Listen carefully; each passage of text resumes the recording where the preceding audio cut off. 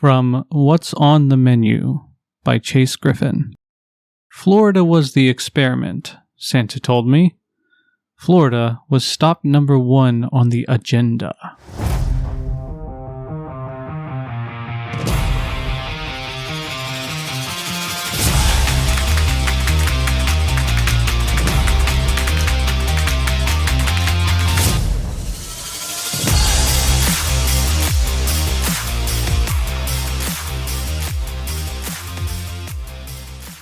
Welcome back to the Reading Room Ruffians, your favorite library podcast. We discuss books we've read, tell you about our upcoming programs, and throw a few guest speakers in for some flavor. This is Mallory, and this is my last transmission from space. I'm joining my Book Witch BFF Ariel, and our Supreme Overlord Carla. Sounds like there's some binding spells in order. We're recording from our library in Jackson County, West Virginia. As usual, Zach, today's tour guide, is joining us from Seattle, Washington. And if you look over here, you'll see that I forgot to do what I was supposed to do. Zach's a failure today. Today we're going to do a general book chat, and I think we're going to throw in some specialty book chat discussions for you, so I hope you like it. You sound so convinced. I didn't have that written down, so I don't know. She doesn't know what she's doing because Zach messed everything up. See, if you tell them I mess things up, they're going to find out. It's all right. We'll just edit it out later. Yeah. Okay. No, you won't. Okay. I won't. Yeah. All right. Okay. So I'm going to talk about this book called The Library Card by Jerry Spinelli. This was incredibly hard to find.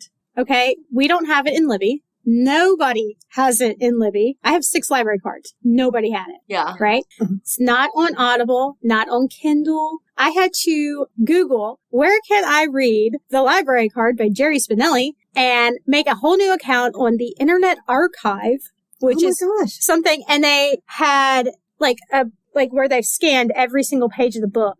And that's how I read it. How old is this book? It's, let's see, 1997 was when it was first published. That's not that old. No. Wow. But, and he's, Jerry Spinelli wrote other books that I've read. He's wrote Stargirl, which I read in high school, and a few other books. But this book was recommended to me by a friend who doesn't read. He said that he read this book in 5th grade, and he still remembers it. And I was like, well, then that book meant a lot to you. So I went ahead and read it. And it is 4 separate stories that are kind of related. It's all about different kids who have something going on with them, some kind of problem. One kid's homeless. One kid was addicted to TV. One kid had to move to a mushroom farm in the middle of nowhere and wasn't near a library anymore. Yeah. And then the other one was, what was it? Oh, he was a kid that was just getting in trouble a lot, vandalizing things, skipping school, stuff like that. And they all end up finding a library card. And it's just a plain, blank, blue card. Mm-hmm. But they know that it is a library card. And they all end up somehow showing up at this library. And I want to be like these librarians so bad. The boy who was getting into everything, he just happened to wander into the library one day to ask a question about a bug that he saw in the middle of winter.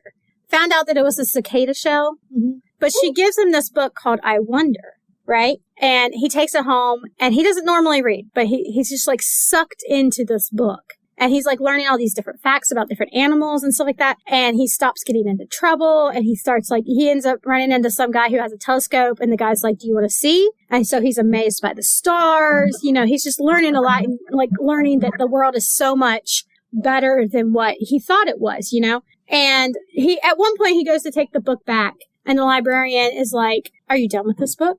And he's like, well, you have to return library books. And she's like, I didn't ask if you were returning. I asked if you were done. And he's like, I guess not. And she's like, then take it as long as you need.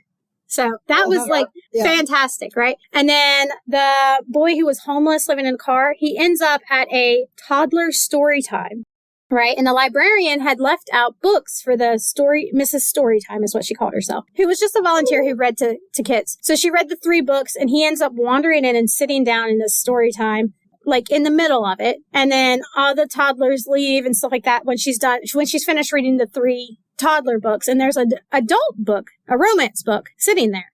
And she's like this, thinking to herself, this has got to be a mistake. There's no reason. And then she just decides to start reading the romance novel to this teenager who's still sitting there with his eyes closed. And when the library goes to close, he gets up and he takes the book from her and goes to the desk of the library and looks at the librarian, and she looks at him, and they both know that book's not coming back. And she just smiles and nods to him, and he goes out. It was a book that his mother had read to him as a child, and his mother died. Stop that. And he had been searching for this book for years, and the librarian just knew. And, like, he was named after the main character in that book.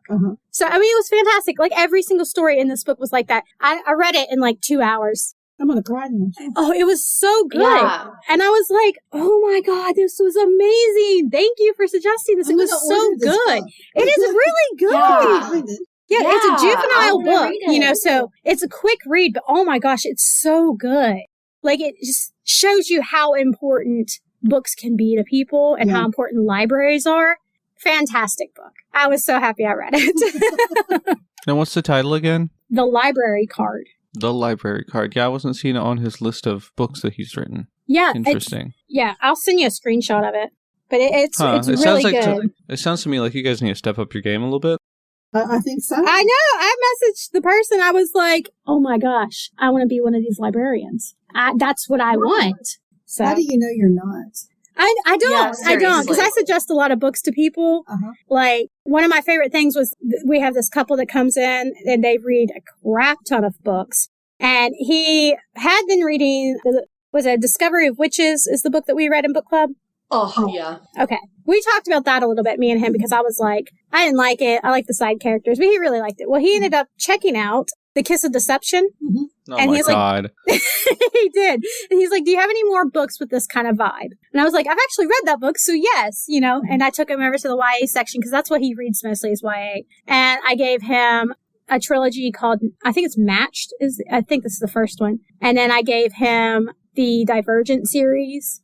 And I tried to find the Hunger Games, but it was checked out at the time. So, but I was like, if you come back and you like these ones, let me know and we'll get you the Hunger Games next. So I had a couple of young boys come in one time. The oldest was probably starting his teens, and the younger one was maybe 10. And they were looking for The Hobbit. Well, ours was checked out, or maybe it's the one we had to replace. I don't know, maybe it was like billed because we had to replace it. But I knew that we had gotten a donation that had several Hobbits and several, the whole series. There was like multiple copies. And of course we couldn't find The Hobbit because it wasn't there. And they looked really disappointed, because that's the only book they wanted to find, and we didn't have it on the shelf. And I was like, hang on a second. And I went back there and got one of the ones, which we couldn't have put on the shelves anyway because it wasn't in good enough shape. I mean, it was still readable and nice, but it was like, it was faded. And I pulled one of those books and gave it to him. I'm like, this one's yours. You don't have to check it out. They left thrilled. Yeah. I love to share books like that. Like, for people to look for something and I'd be like, oh, I know the perfect thing. Amazing. So maybe I am one of those librarians. Well, Zach, do you have a book that you've read recently? Yeah. The one I just finished this up. It was actually going to be one of our deep dives, but I decided to pivot away from that one. So the one I finished up recently it's The Frugal Wizard's Handbook for Surviving Medieval England by Brandon Sanderson. That sounds hilarious, honestly. It does sound really good. It was decent. It wasn't as good as most of Sanderson's other books. It is one of his secret project things that he's been doing recently. So I don't know if you guys heard, he had this like Kickstarter a while back, raised like an obscene amount of money, like millions and millions of dollars. And it helps fund these secret project things that he's doing, which are books that he just wants to write, but probably wouldn't be picked up quite as often by like publishers and stuff. So he just wants to write them for fun. So this particular one, I think it's more of a sci-fi book than a fantasy book. But basically you've got this guy, he ends up in a medieval world with amnesia. And he's trying to figure out what his history is like, and like, his name, for example. He's trying to figure out all this stuff about himself, why he's in this place. It's not too much of a spoiler, but basically he's from an alternate dimension where they have discovered dimensional travel. And this is like sort of our world, but in the future, maybe, I don't know. They didn't give actual dates, but they've got like armor plating and stuff underneath their skin. It's sort of like cyberpunk-y, right? The future that they're from. You can travel to different dimensions, and there's this one company I think it's called the Frugal Wizard, that allows you to purchase and travel to dimensions where it's essentially a medieval England type setting. And they've got all these guarantees. And you see like little bits from the brochure throughout the book. It's very fun. But the story is decent. It just didn't seem like it's quite up to Brandon Sanderson's usual standards. So I didn't enjoy as much as I thought I was going to. But I read it mostly because I was told it's his most Terry Pratchett-like book he's ever written. It's got that sort of vibe. I mean, Pratchett is much, much more clever about, I don't know, just the way he constructs his stories and like the wordplay and stuff. But I mean, for a first like sort of thing, this is completely out of his genre, you know. He doesn't write anything like this. It was decent, I would say. Overall, it was a fun read. It's very, very quick, actually. It's still like 370 pages, but I read it very, very quickly. So, I don't know. It was a fun little book. This is apparently one of the only... There's like some weird magical stuff that's happening, which doesn't make any sense to him, and it takes him a while to figure that stuff out. And I think, it's not too much of a spoiler. He's like not super happy when he finds out about his past. But overall, it's a fun little book. Worth reading if you like Sanderson, but not his best work. All right. I read one a long time ago that really changed the way I looked at the world, and it was Stranger in a Strange Land by, is it Robert Heinlein? Does that sound right? I think it's Heinlein, yeah. Yeah. Heinlein? Yeah. Anyway, it was a young Earth baby that had been left on Mars when all the other humans I think they had died or something happened, and he was raised by Martians, which are in the book are kind of almost interdimensional beings. They can leave their body and go other places, and it's no big deal to them. But they can turn off pain receptors, all that stuff, and they can be invisible, and usually are around humans. But they raised him, and then we sent another mission there and found him and brought him back. And of course, the government was trying to keep him all contained away from people, but one of the nurses that was taking care of him, because there was issues with gravity. He had to adjust to gravity now, and this being in his body all the time. But anyway, she helped him escape, and he gets out to the newspaper like what happened. So the government couldn't contain him anymore because he was out in the public then. And he had a completely different way of looking at relations between people. And he really didn't understand the reason to fight or all the negative stuff, because it was like just understand people and, kind of bond with them as where they're at. And then, everybody can be better. Well, he got incredibly popular to the point that there was people like speaking out against him and being mean because, he was talking about peace and love and kindness. And, of course, we can't have that. Yeah. But it's like, can't have that. And are you guys ever going to read this? It's a very old book. I was going to read this, yes. Then I will not tell you the ending. How old was he when he came back to Earth? He was a grown man. I mean, he was not a little kid. He was an adult. Okay, did he want to come back? They got him. They just took him. They took him back. That tracks. Yeah. They were saving him because he was on Mars alone because they could not see the Martians. I feel like if he wanted to stay, he should have been allowed to stay. But anyway, I mean, he was also like an ambassador. The Martians are like, you go find out about the, and he could talk to them, or they could read his thoughts, because he had like telepathy, and there was all these other special abilities so he could feel why people were behaving the way they were. And it's a really good book, but the ending really is it a bad ending? Yes and no. I mean, yes and no. So all I can think of is he gets murdered. Yeah, it definitely sounds like he did at the end, but oh well. It's like, but it's like the silence.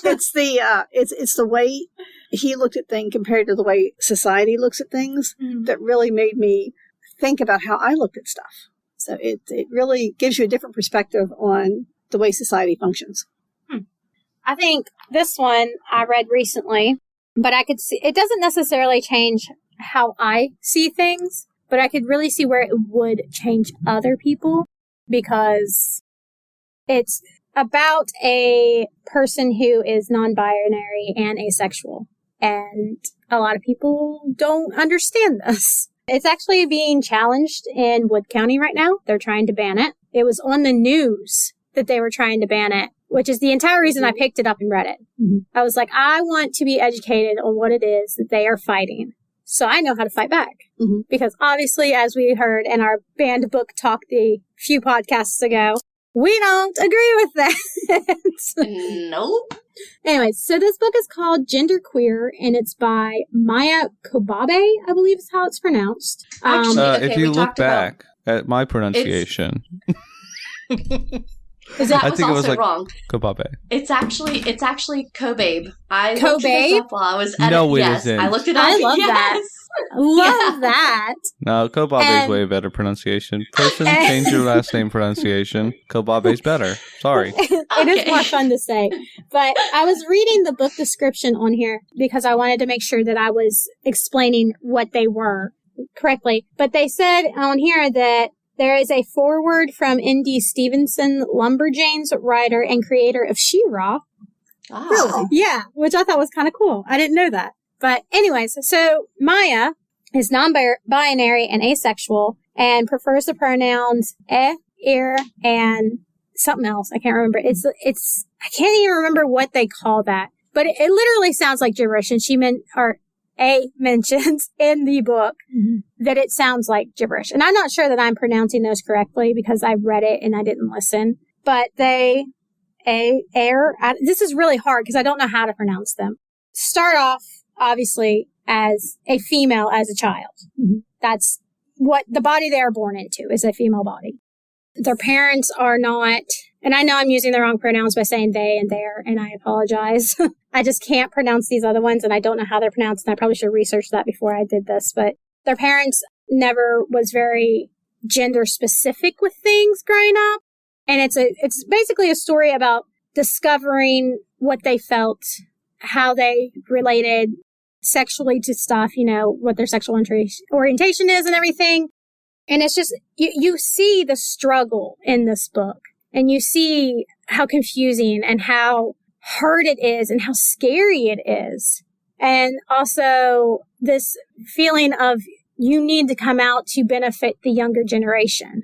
If somebody else is struggling with this and they see that somebody else is this, it might make it easier. It's a very good book. I think it would open a lot of minds, honestly, to just be more aware of all the struggles people go through.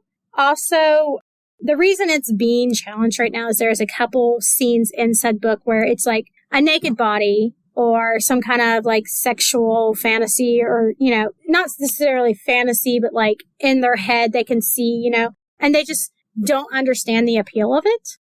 And, and that's why people are freaking out, because it's gay sex and not heterosex. Yeah. And in this area, you can really see why it's mainly about the fact that it's gay sex, because there are so many books that aren't banned that are so much more descriptive, so much worse between a female and a male that aren't being banned. Yeah.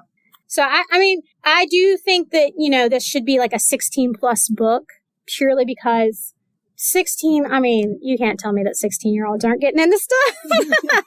I used to be that age. I know. But I also think that's old enough that they could read this, understand it well, and not be offended, I guess, Get the point. And yes, and get the point, and know that it's not about these very, very few sex scenes or, whatever. Yeah. So it's a good book, though. I suggest people read it. I think and it probably is, and I probably will read it. The only thing I have about all the new terms is trying to keep up with them, because a lot of times I'm like, I don't even know what that means. But the pronouns, personally, because I'm older, drive me insane. It's like you're just making shit up, and I'm supposed to know this. Well, it's like, and I cannot bring myself to call somebody it. To me, that's a bad thing. So it's like, I can't, it's the pronoun thing that drives me crazy. It's like, use their name or something else, but don't, this pronoun stuff, I have to do it for school. It's what are your preferred they pronouns? Is generally acceptable. They's easy for me. He, she, and they are easy. Those ones are easy for me. Now, granted, if like I even have trouble with the they, because it's like you're just one person and that's plural. It's like, if you don't know the gender of said person, I'll use their name. Oh, see, if I didn't know the gender, I would use they. So they is easy for me to switch to. Mm-hmm. Now, granted, if I called someone, excuse me, I won't use anything. Yeah, I don't try to do things to like hurt people, but I just can't get behind the pronouns. It's like, I can't. That's me personally. Maybe it's because I'm older and I've grown up with this. Like, when I had the teen program here, one of them decided one time that they were going to be the opposite gender, which that's fine. I don't care what, that doesn't bother me a bit, but they wanted to change their name. Okay. Personally, how much trouble do I have with names? You have a lot as it is. It's like, and I told him, it's like, hon, I don't care what you consider yourself as, but I'm never going to be able to call you anything but what I've known you as for the last, 14 years. Because I can't even get my kids' names straight. That's true. I just can't do it. She can't even, she calls my daughter my name all half the time. So.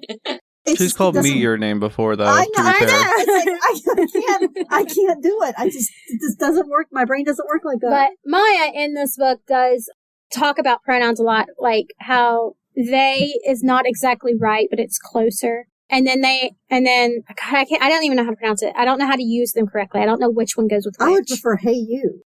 But they hear that ear, and I think it's s maybe. I would definitely have to look it up again. Somebody else using that, and that just felt right to them. And they asked their family to start using these and stop labeling them as female and stuff like that. And her aunt, or their aunt, or aunt, or however you pronounce it, is like, okay, I get that you want this, but why?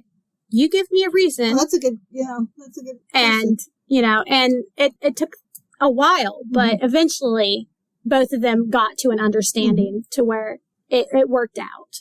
I mean, for me, saying something like yes and, it's like, I feel like I haven't even spoke. It's like, these ones are hard for me. It's not like English to me. It's just. And it's not considered noises. English. It's considered something else. And those ones are hard for me because I don't know how to properly use them. Yeah. If I was educated on how to, then no problem. Like, if somebody wanted to go by those pronouns and they came to me and they're like, this is what I want, I'd be like, give me examples. How do I do this? I think it would be better just to have one set of neutral pronouns. Well, the issue is nobody can agree with those would be 17 different ones. That's the thing. Nobody agrees. There's a ton of different pronouns. When people say mankind, they mean everybody. They don't mean just men. It's like everybody.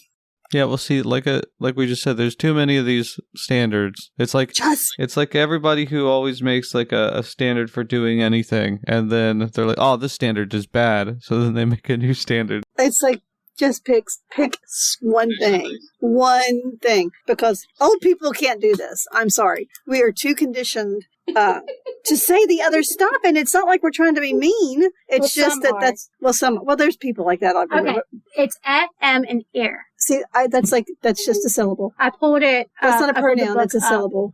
So, and let me see if they. I mean, most of them are syllables. A spitback or something like that is what it's called. I'm still trying to find it. I mean, I definitely just accept people. Spivak is how it is.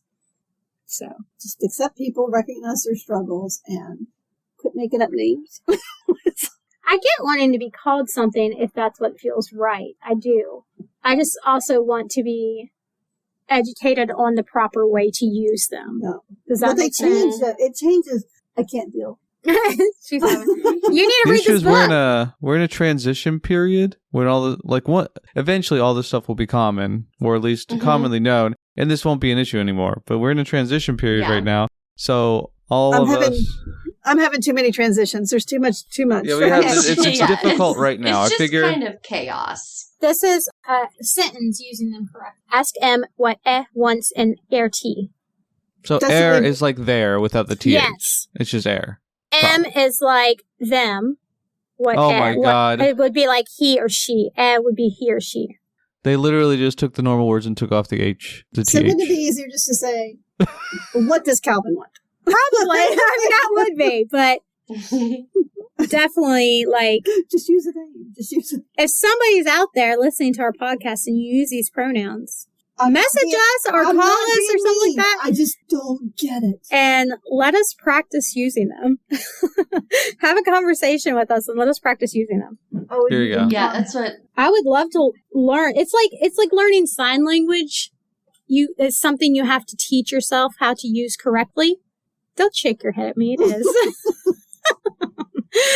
And I mean, there's going to be screw ups. And it even mentions in the book that there are people who mess up, you know. That would be me all the time. Eventually, you get used to it. Up to fail for every conversation I have.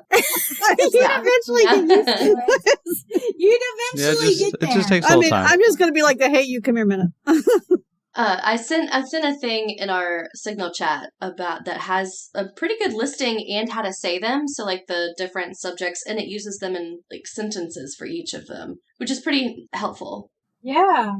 Oh my gosh, there's Zet, Zem, Zir, and Zerself. I like those. Mm-hmm. Those are the ones I had heard were the more common, like entirely gender neutral ones, but apparently other people disagree.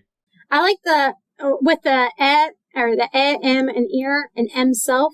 They have one. So I gave it to him. To M. That's easy. Mm-hmm. Yeah, just removing the apostrophe there. She's rolling her eyes at us. Oh, whatever works. We are trying. I am a very open and maybe not accommodating since I'm having issues with these pronouns, but accepting person. I mean, you are. I really am. It's just that this is beyond my capability. Sorry. Anyways, now that I've gotten us all up into an uproar. No, it's just I can't. I just can't get it.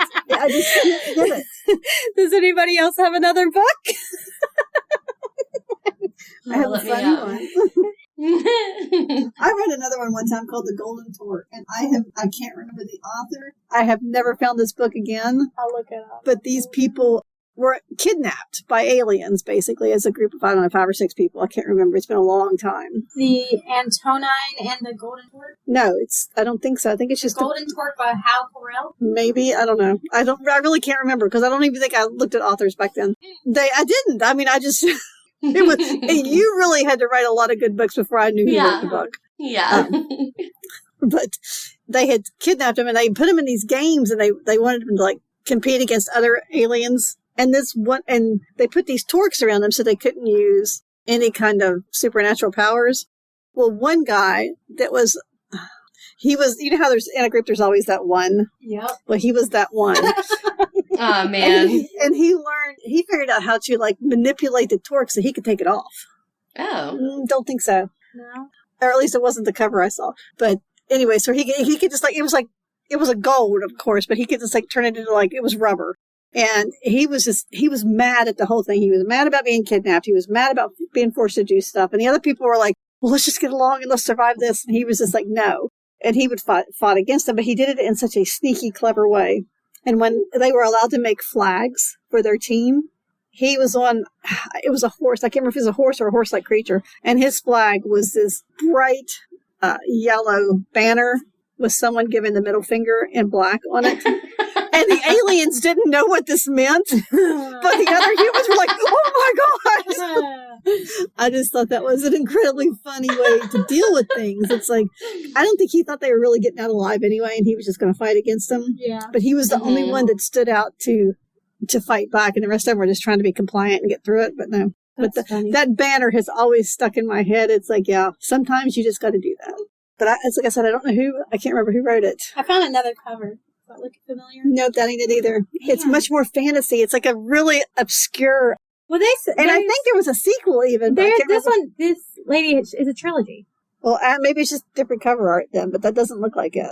Yeah, it says they embrace the past to escape the future, a small journey through a time gate into Europe's prehistoric past. No, that ain't it. This is another whole planet. It holds 2 alien races locked in combat. I don't think so. It doesn't seem like that's right. Yeah, I was reading the summary for that one too, and it does not sound like what she's describing. No. Okay. I don't know. We gotta find. If anybody knows, let us know. I want to know what it is. I have no clue. All right, I think Mallory, you got something? I did, and then I went in to look up that stuff and I lost the book. But let me think. I've gotten a lot of books over the years that not necessarily have changed my outlook on things, although I do have those, just not handy at the moment. I really loved, this is probably one of my favorite, more recent YA books, was Daughter of the Pirate King. That's a good book. I remember reading it forever ago, and then I made us read it for our book club. And I was like, if they don't love this as much as I do, I'm just throwing all the friends away. But of course we did. But yeah, that was like, hey, you loved it, so it doesn't matter. I did, but still. You're going to get out that flag, I am going to get out that flag. Yeah. But she is just such a cool main character. She's not really your typical girl. Like, she's the daughter of a pirate king, obviously, so she is also a pirate, and she has her own ship and crew, and they go on all these adventures, and she ends up capturing the captain or the first mate. I can't remember. The first mate. It was the first mate. Yeah, of a rival ship, and just everything from there goes wild. But she's such a badass, and she was so fun. I don't know. It was a fun read. One of those, like, the stakes were not super high, so it wasn't like, terrible or anything like that, like anxious, anxiety-inducing, but it did have you, like, on the edge of your seats in some parts. And by the end of the series, the crew all together, oh, I guess my favorite thing. Like, they're just such a cute little ship family. I love them all. And she's coming out with a new one, like a spin-off, I think, next year? It's either the end of this year or the beginning of next year. Because Savannah put it on her list. That doesn't surprise me. Savannah, our friend Savannah, is obsessed with these books. Like, literally, anytime somebody suggests or asks for book suggestions, that's what she's throwing out there. Loves them. I bought her the new... They came out with new book covers and, like, painted page edges and stuff like that. And I bought them for her and sent them to her without her knowing. She was, like, super stoked about it. So, yeah. She was. Definitely. Well, Zach, does anybody else? Did you talk about a book just recently? No. Okay, so it's your turn. Yeah, it's my turn. So I was gonna, my specific books to change my... I already talked about mine, honestly. It's The Golden Compass. You should read that series. It's just amazing. It does give you a different perspective on things, and some of it is scarily accurate. Yeah, it really is. Especially the second and third books really, I think, pulled out more. Mostly the third book, though. It's just kind of... I don't know. It's kind of mind-blowing. Made me think a lot when I was younger. I think that third one's the one that had a character in it that was like one of my professors in college way back 100 years ago. Probably. That is the one with the... Is she a scientist? I can't remember. Is she a scientist or professor or something like that? Yeah. But she reminded me so much of Dr. Bird, it was like kind of scary. I think I remember you telling me that. I was like Dr. Bird. So instead, I'm going to talk about some candy book that I like a lot. Candy? Candy. It's like, it's a nice, sweet easy book. Books. You just pop it in your mouth. Okay. I You're thought that was you a were good talking book. literally about candy. I got that one. I never heard anybody ever use that expression. I thought it was a book about candy. No, it's no. Me too. I did too, yeah. Like Ready Player One. Right? That book has no substance. It's just a nostalgia bait book, but it's fun and it's like candy. I don't know. I think it does have some substance because, I think maybe schools would be better like that. I mean, maybe, but still. It's mostly just nostalgia bait. Into a video game? He didn't get sucked in. He goes in. That's just the world that they're in. Yeah. Most of their life is in VR. Anyway, that's not the book I'm talking about. Whoa. You think it would be better if schools like that? It keeps... Oh my gosh. I do. Yet it's one-on-one attention. They work at their own pace. They don't have the bullying that they experience from other classmates and stuff like that. Just so we all are aware, I'm judging her right now because she has given me so much crap over my children playing games and VR. This is not playing games. This is doing work and studying and learning. I mean, it could be playing games, though, but you can still learn. I feel like they probably would... I've never read the books, so I don't know. I've also never seen the movie. It was... So I don't know, but... Done both. I just saw the previews for the movie. I liked the book. I thought it was a really good little book. Especially, I wanted to read the book. Wasn't it a debut author? It's the first one he'd written? I think so. Apparently the second one is not good, but I haven't read the second one. I didn't like it as much, but the first one I really liked. Anyway... Yeah. The book I was actually going to talk about, not that one. I was just trying to give an example. It's called Dungeonborn. It's the first book in the Divine Dungeon series. I think I've mentioned it before, but I haven't actually talked about it. Basically, it's a lit RPG. So we talked about that briefly a little bit. Basically, lit RPGs are books where they have the people in the world have classes and levels and skills and all this good stuff, right? It's like they're playing D&D or something, but it's in real life. Anyway, this one, it's about two main characters. One is a sheep herder, and the other one is a dungeon. The character is the dungeon? The character is the dungeon. Technically, he's a dungeon core, but he's a dungeon. That's weird. Anyway, dungeon. The way that this world works... That's kind of like pronouns for me. I want to be a dungeon! It's actually, it's pretty fun. So, the way that the world works, you have these... occasionally, like, the souls or whatever of monsters or things will get stuck inside of these gems, right? They get stuck inside like a little crystal gem. And that is what becomes a dungeon core. And what it does is it builds a dungeon around itself to protect itself, right? Is it kind of like a sentient ship? Like in a space thing? I mean, sort of. Like, it has knowledge of all of the different parts of its dungeon, everything within its range of influence, and it can control things there. Like Moya. It's sort of like Moya from... Okay, I can get a handle on it now. From Farscape, everyone. Yeah. Everybody watched that show. So they did. Show. It is the best show, because humans are superior. I don't think anybody watched that show. I have only known like 2 or 3 people who've ever even heard of it. I made Michael watch it. It's a fun show. I like that show. It's a great show. Yeah, I like that show a lot. Anyway, so it's about these two people. I can't remember exactly what happens at the beginning, but the main character, the sheep herder, discovers the dungeon and essentially like claims ownership over it, right? And eventually develops some rapport with the dungeon itself. And a little town springs up around there, and he starts to go in, level up and stuff like that eventually. And then the dungeon is also doing that sort of stuff too. It's like building itself out bigger, making itself level up and get more powerful over time. And I think there's like 5 books in the series, like the actual main part of the series. But it's just a very fun little set of reads. The books are super fast. I actually read these all on Kindle, like in a row. I think I got through the first several books in like a week.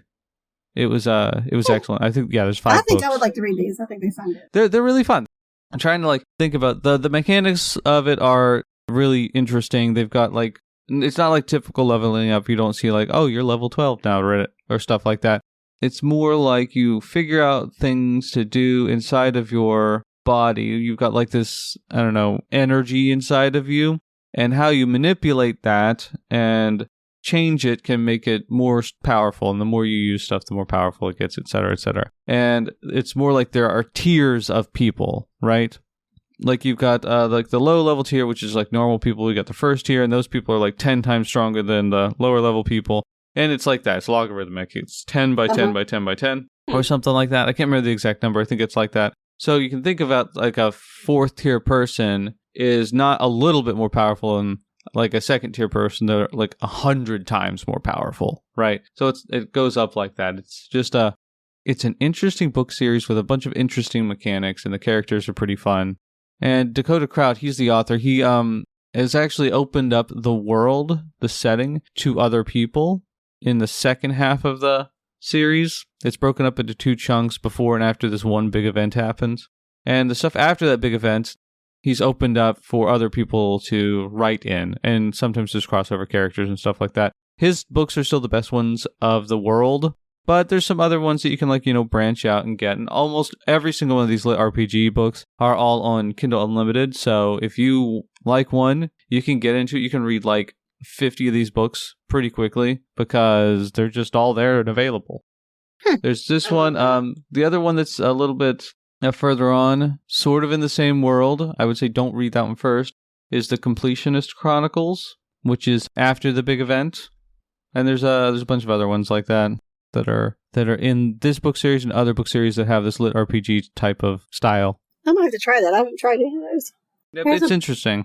Here's a book that I don't think we've mentioned, but I know... Wait a minute, before you start that, I wanted to make one comment about leveling up, because I think it's really God, cool. she was over here, red-faced laughing. I saw on, I think it was Instagram or something, that if we changed birthdays from birthdays to you level up, yeah. Doesn't that sound so much cooler if you're old like I am? It's like I'm level 58. Instead of, oh my God, I'm 58 years old. But it's like, because they're only level 30s, but I'm... It'd be cool if we got new abilities, so that'd be nice. I just think that is so funny. Yeah, it's just a different perspective. I want new abilities. I don't want to be like, oh, now my hip hurts. That's my new ability. And that's what happens. Which is the only flaw in this plan. But, that's literally happening to me right now, so... Okay, sorry, go back to your... It's all right. This isn't a book that's like changed my way of thinking or anything like that. It's just a book that I know that at least 3 of us have read because it's fantastic. And I don't think that we've talked about it. The Life of Pi. Oh, I love that book. What a good book, yes. I didn't think we had talked about it. And I was scrolling through my books trying to figure out something to talk about in case I needed to. And I saw that one. I was like, that one needs mentioned. Yeah. Because it doesn't get enough recognition. No, and it's phenomenal. It's by, I think it's Yan? I don't know. Martel. I think he's Indian, isn't he? Yeah, I think so. But it is fantastic. It's about a boy who ends up on a life raft, essentially, with a tiger and a zebra for a little bit and an orangutan for a little bit. Oh. Yeah. Yeah. And it's about him surviving in the ocean after a shipwreck. We'll start with they were on the ship because they were moving a zoo. Yeah, he grew up in a zoo. So, and they sold it and they had to take the animals somewhere else, and then disaster strikes. Yeah. And the best thing about this, I think, is that the fact that the tiger's name is Richard Parker. Yeah. And that was and it was a mess up. When they got the tiger, the person who found the tiger was like signing it over and stuff like that, and he wrote his name on the wrong line. So then the tiger's name from there on out was Richard Parker. And they called it Richard Parker. Yeah. It's not Richard or Parker. No, Richard Parker through the entire book. It's actually pretty fun, yeah. It's such a good book. Yeah. Everybody should read it. It's fantastic. It's a very good book. It gives you a really fun little perspective of this kid and this like wild adventure he has to go on. It sounds miserable the whole time. Like it's very it's upsetting at times. And then the ending is pretty controversial, I think. I think the ending is the way we, as a society, and as because we can't believe things really happen. Yeah, is how we would play it. Yeah. But I believe it really happened. I could see it really happening. No, yeah, I am on the it really happened side of the fence. So yeah, I would prefer it to be real. But the kid says at the end, he's just like, it doesn't matter though. It could be either. I'm here now, basically. I just don't know how he would be able to make up all these significant details. Yeah. That's the thing. Well, I mean, it's in a book, so somebody made it up. You know what I mean now. Don't make me come through this. I choose to believe it's based on a real story. Oh, I don't... What? The actual book is based on a real story? Or his story is based on a real story in the context of the book? His story is based on a real story in the context of the book. Yes. I agree with that. He survives 227 days after the shipwreck, stranded on a boat in the Pacific Ocean with Richard Parker. Yeah. And when you read that, you don't realize who Richard Parker is. Yeah. Just reading that, it's like you don't think... like, oh, it's a tiger. Yeah. Yeah. Yeah.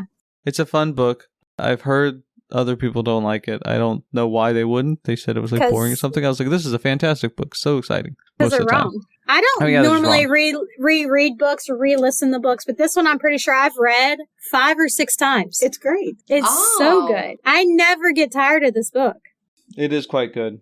My only thing is, like, because it's animals, would I cry, like sob? I don't think so, will. No. Okay, all right. That was honestly the only reason I never read it. I was like, I don't do well with, like, I don't think really you would cry. It's not Old Yeller. No. Yeah. I get really attached to animals in general. And so, like, movies, books, typically if there's an animal involved, I'm like, no, I'm out, because if something bad happens, I will just, I genuinely do not think that you would cry. Okay. All right. Noted. I say as I think about the dog that got murdered in the book that she had told me to read and didn't warn me about. You know what? I blocked that out completely. You messaged me that and I was like, oh my God, you're right.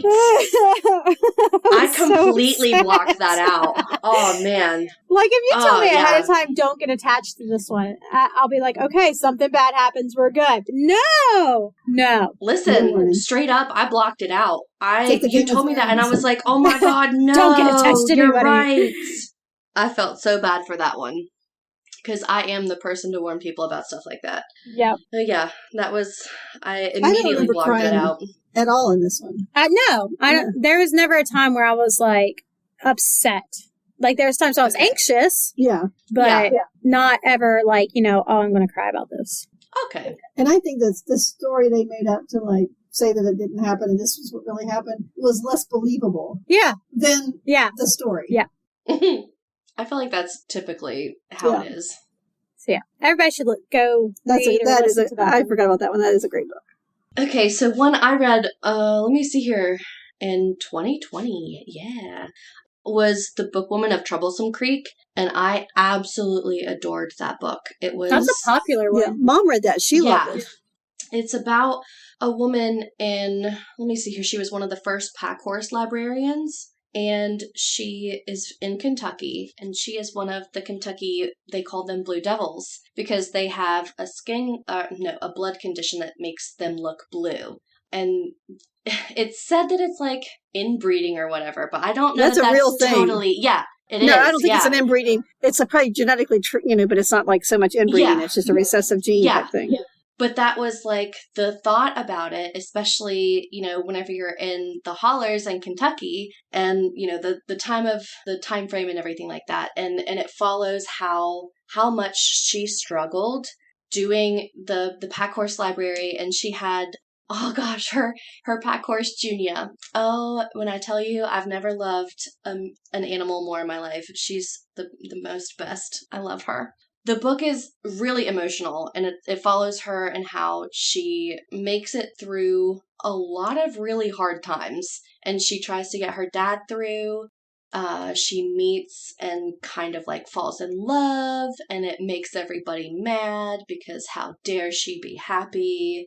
And I haven't read the second book. The second book picks up where, I guess, I don't know, maybe like a couple of years later, and I don't think I'm gonna like it, so I've Not that it wouldn't be a good book, just that I don't think I would like the story, like where it's supposed to pick up. So I haven't done that, but I have mentioned it to people, and people who did read the second book said that they liked it, but it was way more sad than the first one. So I was like, I made a good decision not reading it. Yeah. But let me read my review to it. So my review was, this book is everything to me. I loved it wholeheartedly. As a library clerk, at the time that's what I was, this brought up so many feelings I have with patrons of my own, and it made me feel even more sure I'm in the field I want to be in. The times I hated this book were obvious for time period, location ways, though some are still alive and kicking, like discrimination and being terrified of someone because they're different. I'm not much of a love person, but this story was so much more than that to me. The characters felt like a nod to Pride and Prejudice's Elizabeth Bennet and Fitzwilliam Darcy. And then I said, just me? Oh well. And I am always down for that. Also got 5 stars. Nobody's surprised. No. But yeah, I really did love that book so much. A lot of the relationships between patrons and library staff are just really, they shine in that book. So fantastic. Well, I don't have any other books. Yeah, I really don't either. I know, there's books that I could mention, but I've read so many books that a lot of times I don't actually remember the individual details of the story unless I go to reread them. And then I'm like, oh yeah, I know what happens. Yeah. But I can tell you the vibes are good, or the vibes are not good. Good vibes, bad vibes. I like an author that you guys would be like, oh my god, I can't believe you're reading that. And that's Nora Roberts. I love some of her stories. Some, I think some of the recent ones Amy's been telling me that are not quite as good as they used to be. I was going to say, okay, Amy. I mean, it's like her Irish ones and the magic ones and stuff like that. Mm-hmm. There is so much of a story to it. Plus, there's this like really cool romance involved too. That I actually love them. I have to be in the mood for romance. Like Michael bought me a Nora Roberts book that was like about witches or something like that. Mm-hmm. But it was like, I think it was all 3 in one book.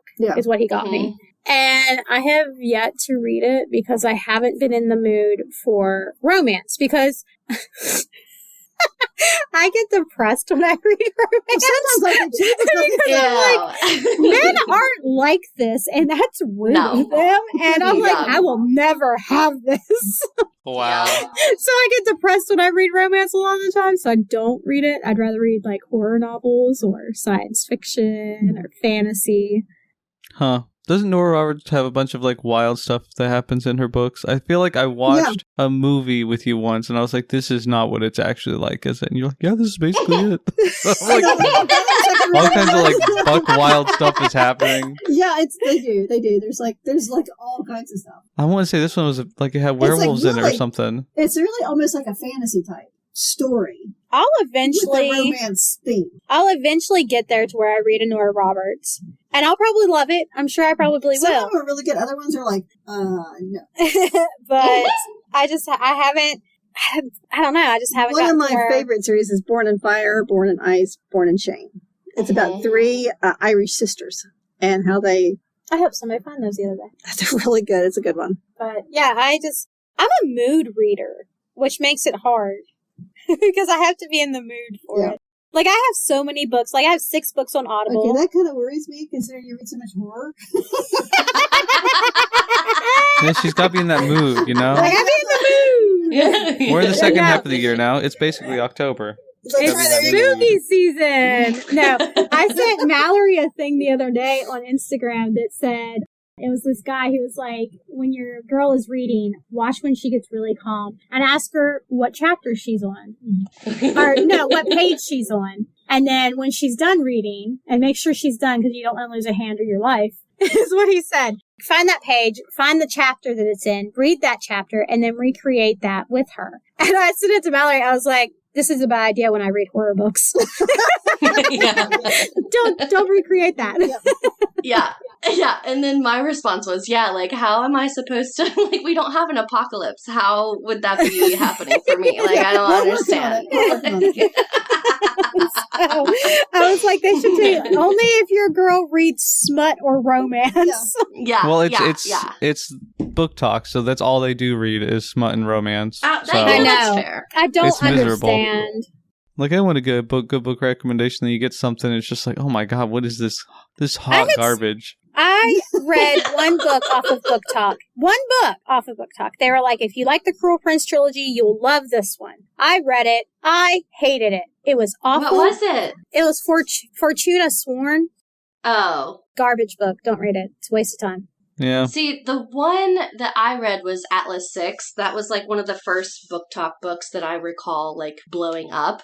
And I didn't hate it. But I also, like, it wasn't a super fave.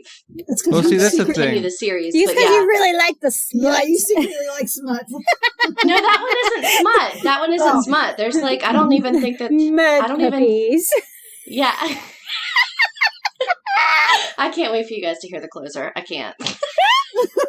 The issue with these book talk books, I think it's a lot of new readers who haven't read stuff before and they don't actually know what good books are like. Oh yeah, I actually heard somebody character development and stuff like that. These are all brand new people and they just don't know. Yeah. I'm guessing. I heard somebody say, I think the reason people like ACOTAR so much is because it's their first taste of fantasy. Oh. Yeah. And they don't understand what fantasy is. It's genuinely not good. Yeah, I read The Hobbit when I was 3 as a bedtime story. I grew up on fantasy, right? So, like, I read ACOTAR and I was like, I hate this character. This is a stupid book. I hate all these people. Worst. And so... I think that's... and after hearing somebody say that, I'm like, that makes more sense. Yeah, it does. Like, let me introduce you to better fantasy. Yeah. There's so much better fantasy. There's literally so much. Yeah. Well, so I think a lot of it is that we're a little bit too old for now. I'm so tired of dumb protagonists and their dumb little childish ways. It drives me insane. Fair, yeah. I mean, there's a lot of YA books that I still really enjoy.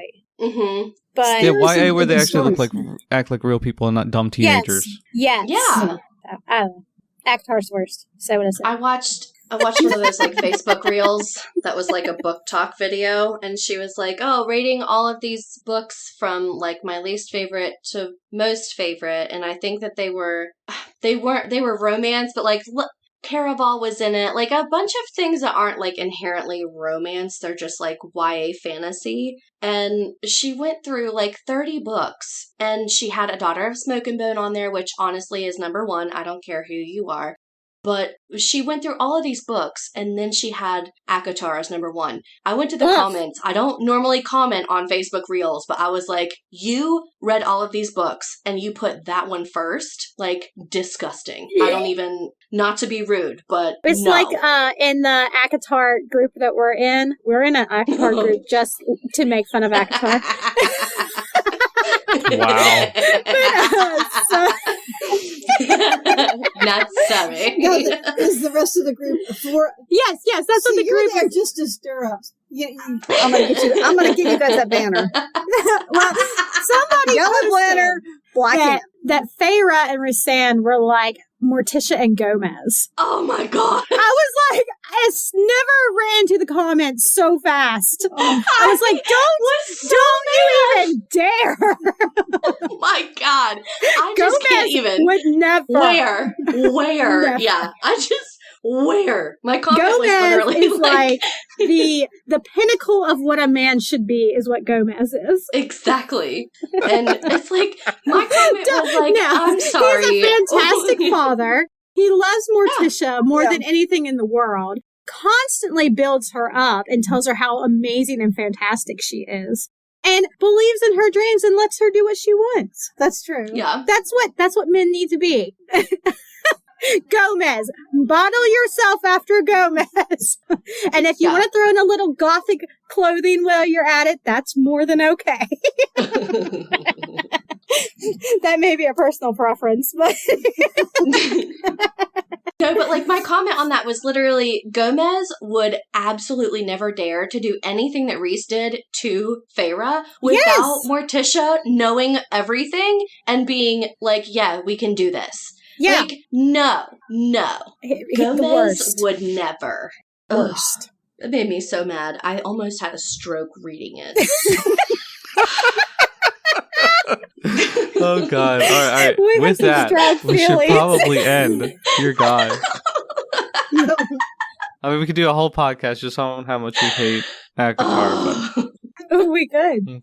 You've read it, right? You know. I haven't finished. I've read part of it, and it's awful. I had difficulty Just because of how bad the writing was. See? I haven't read it, and I don't want to now. No, you need to read it so you can join us in our bashing. It's pretty bad. I'm going to find the library card and the Golden Dork. Yeah. You guys can read that one. The library card is really good. Y'all need to read that one. That one's actually not too quick... hard to find a physical copy of, but if you want a digital copy, it's not happening. Well, I'll get a physical copy. Yeah. It's really good, though. I strongly suggest people read that one. Not ACOTAR, though. Okay, I guess it's time for this closer that we... Yeah. Okay. Our next episode highlight, you don't get one because we're a mess. But I do want to let you all know, officially, since we've had our book chat today, there's no more smut in the forecast. Even, like, for any other book chats, I've been cured. So, anyway, be on the lookout. We'll keep you updated as soon as we can on the next episode for what we're actually doing. Thanks for listening in on another episode of Reading Room Ruffians. You can find our Facebook group by searching Reading Room Ruffians Podcast, which is linked to our library's Facebook page at facebook.com/Jackson County Library WV. You can and should follow us on TikTok and Instagram at WVJCO Library and give our podcast Goodreads page a gander, which we'll have linked to our episodes in the description, along with our personal Goodreads pages. We hope you enjoyed today's episode, and you know the drill. Only the best libraries have librarians who don't shish you, because we're too busy laughing loudly.